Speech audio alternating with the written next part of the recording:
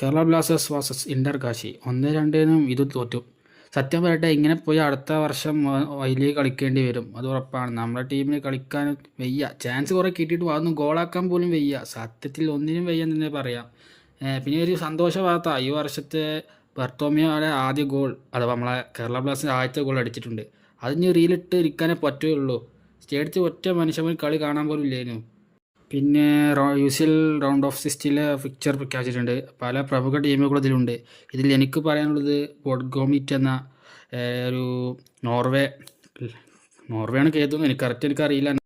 ഇക്കുറി UCL വലിയ ടീമിനൊക്കെ പ്ലക്കി വിട്ടിട്ടാണ് അവർ ഇക്കുറി ഇങ്ങനെ വന്നിട്ടുണ്ട്. അതുകൊണ്ട് വലിയൊരു ചാൻസ് അവർക്കുണ്ട് ഇക്കുറി UCL അടിക്കാൻ.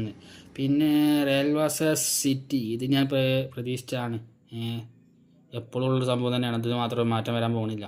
പിന്നെ വീഡിയോ ആയിട്ട് കാണുന്നതിന് സബ് ചെയ്യുക, ബെൽ ബട്ടൺ അമർത്തുക, ലൈക്ക് ചെയ്യുക. ഓക്കെ.